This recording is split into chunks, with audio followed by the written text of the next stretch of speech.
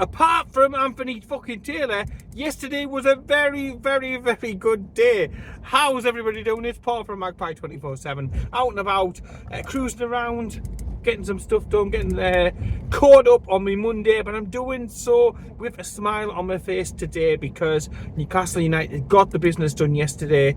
I was a little bit reticent, a little bit sort of put back with how well Nottingham Forest have been doing recently, if I'm being honest. I was a little bit sort of worried about how yesterday could go. I predicted 2-1, it ended up being 3-1, and I'm going to bank that on top of the 1-0 perfect score prediction that I got right last weekend. I'm on a bit of a personal roll, but yeah, I was a little bit worried about yesterday, given the form that they are in. I expected it being a noisy city ground, a difficult assignment, but Newcastle United were very, very, very, well, was good, good for our money, good and well-deserved victors in the end of it. 3-1, it could have been more. We had opportunities, we had chances, we didn't, take everything that was presented to us. It could have been 4-5 quite easily. And I thought we were unfortunate to really concede with the first shot that they had on goal. But yeah, comprehensive, well earned, well deserved 3 points. And the only other thing that we sort of got fingers crossed about today is the situation around Gordon. Obviously, he's got a little bit of a recurrence of an injury. He had a little bit back, but fingers crossed with some rest. I'd imagine he would be withdrawn out of the England squad. He's going to be okay for us for after we, resume after this latest and last of 2024 international break. So yeah, hopefully he'll be okay to resume and take his place when it comes to West Ham Monday Night Football at St James's Park, a match under the lights. Cannot wait for that one, looking forward to it. And let's see how high we can go. We're only a point now outside the Champions League races, which, when you consider how inconsistent, up and down we've been, this season so far, that is some going. We've had some great results this season. We've sort of wrapped that around and we've thrown in a few absolute whoppers in there as well, but yesterday certainly was no whopper. Unless you're talking about the fucking performance of the referee and the VAR and all that sort of thing. I'll get to that in a little bit, but yeah, I thought we were great yesterday, to be honest. I thought the defence was really, really good. Again, get to Yates as well in a little bit. I thought the defence was good. I thought the midfield worked well. No changes from the Arsenal game, and I wasn't surprised, to be honest. A lot of clamour about Tonali, and I understand why. And he's arguably our best midfielder, and he sat there on the bench, but he was a quality change in the second half, and he really helped sort of take us up a gear in that second half. But yeah, throughout the game, I just thought once we started, we looked so good. And my nerves going into the game were very quickly and very easily sort of like settled down, and I thought it was a little bit hard done by at half time. I did say that I thought it was a little samey to some of our other performances, where we weren't playing badly, but we were making the same sort of naive mistakes, the same sort of wrong choices in the final third. It wasn't just quite clicking, and then it's the sucker punch. They get one chance, you've not taken yours, you've not made hay while the sun is shining, so it's the sucker punch, they hit you back, they take the lead, and you're sort of like, oh, for fuck's sake, I've seen this time and time and time again, please, let's get back on. But I was always confident that we'd get the opportunities to get back into the game, and that we did. And we scored, finally scored with a fucking set piece, which was pretty unbelievable as well. I mean, it's 50-odd games we were at. I'll get the stat up, actually, because I put it up on the page, I think, during the Arsenal game. So I'll get that stat up, but I think it's over 50 games since we'd scored from an actual set piece. It had been a, forever and a day type job. But, Isaac remaining alert, proper striker's instinct in the box, a great goal, in off the post, the equaliser. And as soon as that went in, I was saying to the missus and stuff, watching the game, I'm telling you now, we're having this. my prediction. I was like, my prediction's coming off. And when we scored the second, I was like, I told you. And fuck me, what a goal to come back into this game. Scored obviously by Joe Linton. He's doing his Christ the Redeemer sort of celebrations, Joe Linton the Redeemer, before running over to the away end. It was absolutely and utterly fucking class, the goal. This lad, you know, he started off as a striker. He's played out wide left. He's played central midfield, defensive midfield. He's even played centre-back on occasion this campaign. Playing on the right-hand side, coming in, cutting in. Beautiful left-foot shot. Absolutely contender for goal of the season there all day long. A beautiful strike. Deserving to win any Premier League game. But it was absolutely and utterly fucking perfection. And Joe Linton, he's been a revelation. He's been great all season, but he's really stepped it up these last couple of games to even another level on top. And it just must be great for Eddie Howe, no matter where he plays him. You know, he just does the business. He does what is required of that role. He listens. He does as he needs to. And then he's capable of Brazilian magic like what happened yesterday. Yeah, an absolute fucking beautiful curling goal. Sells no fucking chance. None at all. I mean, he was pretty shite like when he used to play for us, but to be fair to him, he had no chance of being able to save that one. 2-1, then that becomes 3-1 later on in the second half. When you've got substitutes like Harvey Barnes who you can bring on, like Sandro Tonali, you know, that's going to affect any game. I thought Tonali was really, really good as well when he came on. I thought the link up down the left-hand side all game was you know, fantastic, whether it was Joe Linton and Willock, whether it was Lewis Hall running from deep. You know, we were constantly moving things around, and it's sort of moving away from a set formation with places where you will play all the time, and you're constantly seeing the different moving components in Eddie Howe's team. You know, somebody might start as a left-sided wide attacking player, but then might end up playing some of the game centrally, some out wide right, some up top. We saw Isak moving around, and he really was just trying. It was a constant rotation, a constant change of formation, tactics. So intricate and precise. It was like a game of chess from the sideline, affecting the player out on the pitch. And Nottingham Forest, they just couldn't live with it for all the superlatives that have been used for Forest recently, and I think they've deserved all of them, to be honest. They've had a fantastic campaign. Chris Wood was back to Deadwood that we've seen when he was playing for you know, for Newcastle United. We managed to you know, shepherd him to keep him under control, which hasn't been an easy thing. He's done really, really well in the last you know, well, this calendar year basically. He's done fantastically well for Nottingham Forest. You know, they've got an abundance of creative, talented attacking players. They've got a rock solid defence, but in this game it wasn't a case of them playing badly. I don't think it was just a case of Newcastle United stepping up to the plate, doing everything well, and taking it to them, you know. And then the third goal today, you know, like I touched upon before, when you can bring on the likes of Harvey Barnes as a substitute in the second half. And again, it was a great goal. We get the ball deep, we work it well. It's getting pinged in between 3 or 4 players. You're getting a sort of, you know, a break on 3-on-3. Again, played it really well. Tonali, again, heavily involved. Barnes, should he be able to beat Sells at his near post? Was it the most powerful shot? No, but he did enough. He placed it well into the back of the net. 3-1. I'm over the moon for it, you know, for him. With regards to substitute appearances now, I think there's only Pape Cisse and perhaps one other who scored more substitute goals than what Harvey Barnes is.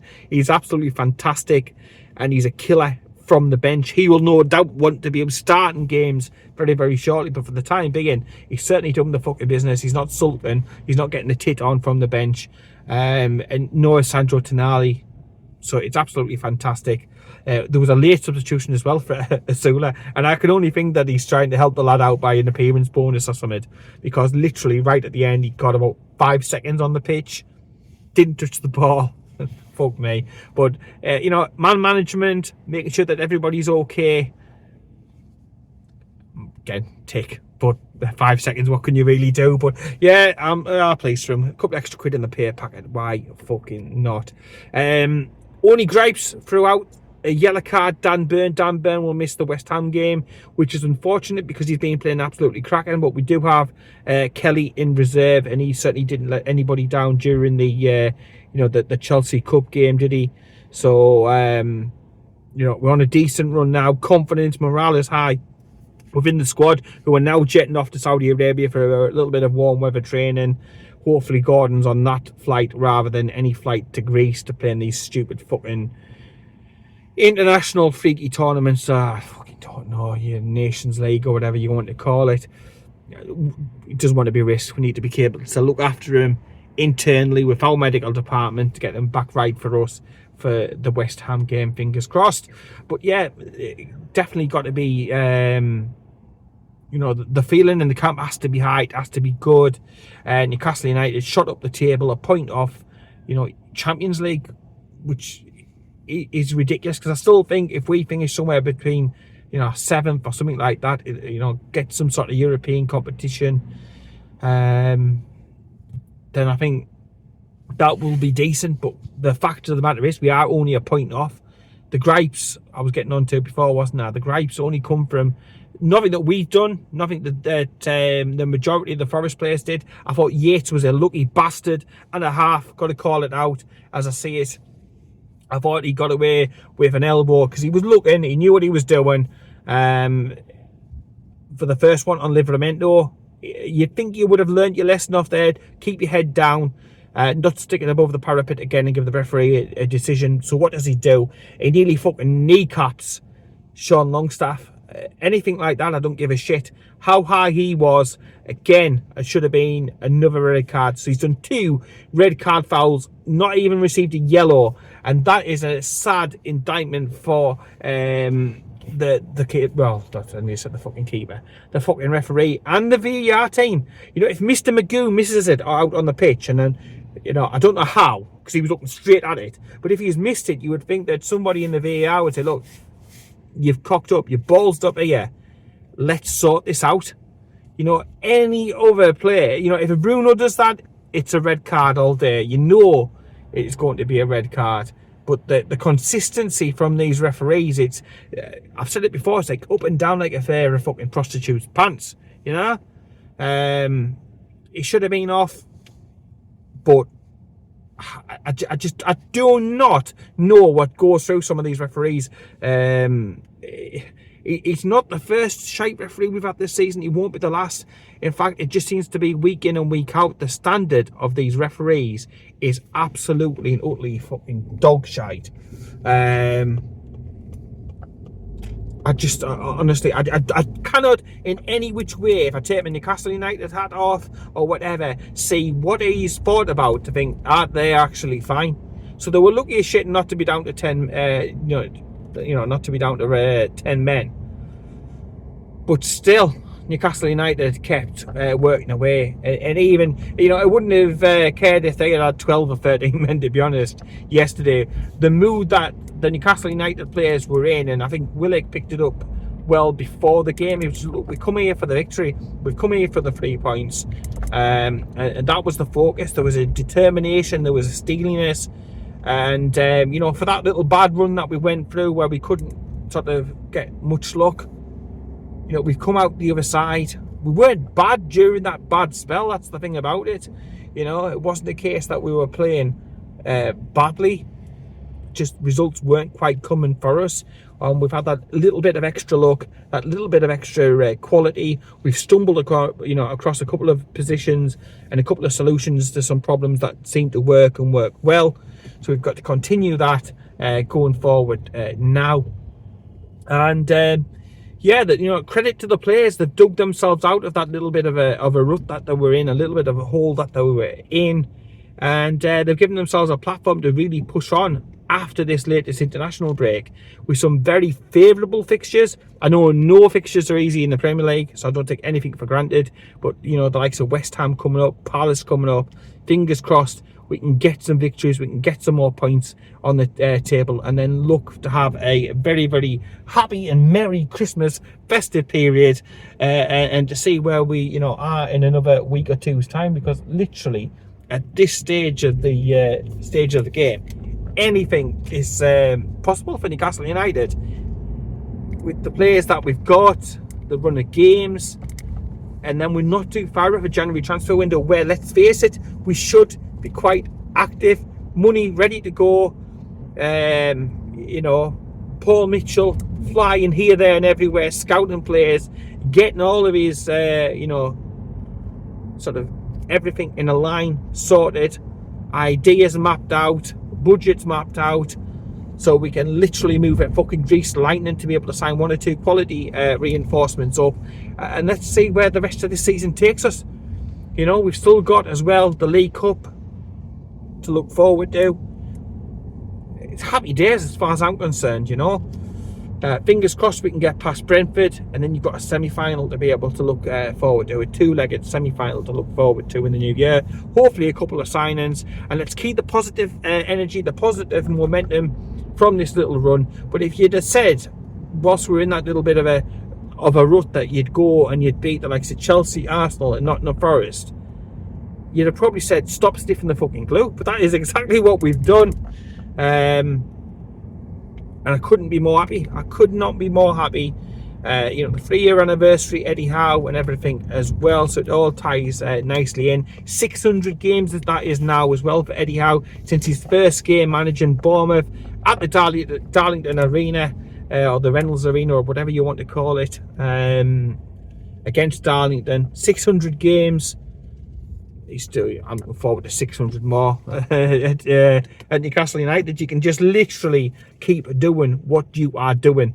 But yeah, absolutely and utterly fantastic. Let me know what you thought down below of the performance, the result. Are you optimistic for the future?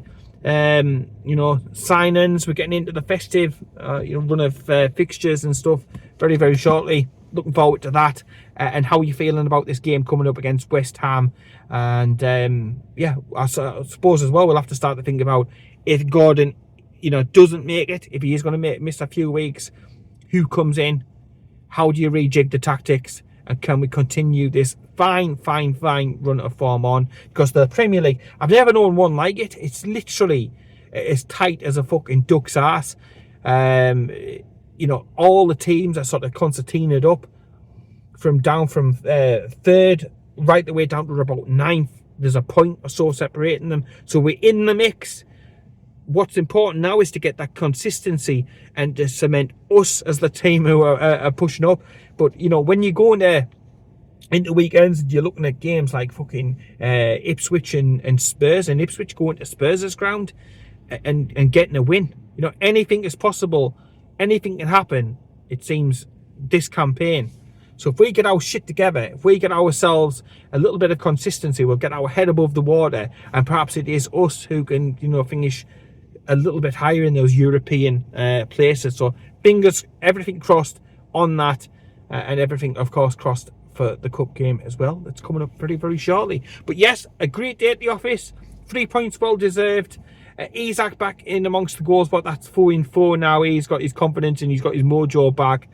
You've got Joe Linton firing, Hall looking absolutely fantastic, the defence looking tight as 2 cuts of gloss.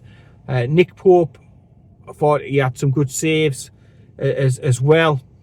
Attacking wise, we're looking good. Defensively, we're looking sound and solid, and back to Newcastle United of old. Happy days! Let me know what you think down below in the comments. Subscribe to Magpie 24/7. Hit the thumbs up on the video. And in the meantime, take care. Keep it tuned. I'm off to do some more stuff. More jobs to do. So I'm going to get them done now.